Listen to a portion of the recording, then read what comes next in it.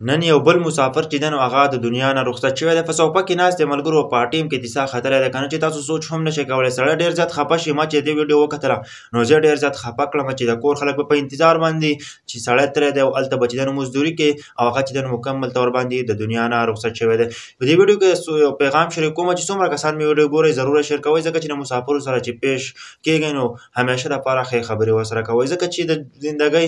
دغه زندګي د ملګرو سیټه به تاسو ته تصویر ښکاري دا ویډیو به هم تاسو ته ښکاري چې دغه زندګي ده چې مسافرۍ کې ټول عمر لګیا یي او بیا چې دی نو په صوفه باندې کېناست او د هغه نفس خپۍ په بله باندې اړېل او مکمل طور باندې د دنیا نه رخصت شوی دی چې څومره کسان مې ویډیو ګورئ د خپلو مسافرو سره همیشه داسې پیش راځئ چې هغه چې دی نو مه خفه کوئ د دنیا دغه یو 2 ورځې ژوند دی هېڅوک په زندګۍ کې مه خفه کوئ همیشه چې دی نو خلکو ته ښه خبره کوئ ښه خبره کول ګران غلطه خبره خوشي خبره خو هر سړی کولی شي ملګرو هسې دغه زندګۍ ته تاسو دې ته سوچ وکئ که نه چې بیا به د دې خاورو لاندې شئ نو هېڅ هم نشئ کولی خو په دې دنیا کې د یو بل عزت لږ کوئ یو بل ګریوانونو ته لاس مه ور اچوئ یو بل ته لږه ښه خبره کوئ نو بیا چې ته د دنیا نه لاړ شې نو خلک به ته دعوا کوي موږ ټول د دې دنیا نه به ځو ځکه چې موږ ته پته ده چې موږ پیدا شوي یو او موږ به خامخا د دې دنیا نه ځو نن مې د دې مسافر دا ویډیو وکتله چې مسافر چې نن په صوفه کې ناست دی د دنیا نه رخصت شو د کور خلکو باندې به څه تېرېږي تاسو سوچ هم نشئ کولی ملګرو نن چې دی نو دا د دنیا نه رخصت شوی دی یو عجیبه سټوري ده اوس راته دا پته نشته چې دا له کوم ځایګي سره تعلق ساتي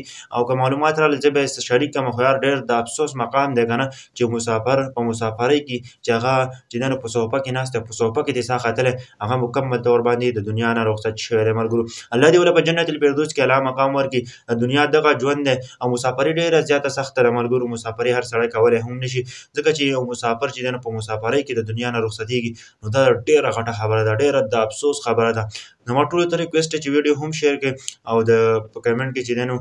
ولیکئ چې الله پاک ولې په جنت الفردوس کې اعلی مقام ورکړي ځکه چې د دنیا دغه یو څو ورځې ژوند دی او خاص کر د مسافرو دپاره مسافر ټول عمر په بهر ملکونو کې لګیا یي او 15 کاله مزدوري کوي او بیا په داسې مرګ باندې مړ شي چې تاسو سوچ هم نشئ کولی ملګرو څومره کسان مې ویډیو ګورئ که نه دعا ورته ضرور وکړئ چې الله والا په جنت الفردوس کې اعلی مقام ورکړي او الله چې دا څومره سختې په دې دنیا کې تېرې کړي چې هغه بدله والا په هغه دنیا باندې ورکړي جنت الفردوس والا ورکړي ملګرو دا دنیا فاني ده ملګرو دا روانه ده لیکن بلکې موږ نن سبا په یو بل پسې خبرې کوو په یو بل ګریوانونو ته لاس ور اچوو دا سوچ نه کوو چې موږ هم د دې دنیا نه او دې زندګۍ نه روان یو چې څومره کسان مې ویډیو ګوري ضرور شیر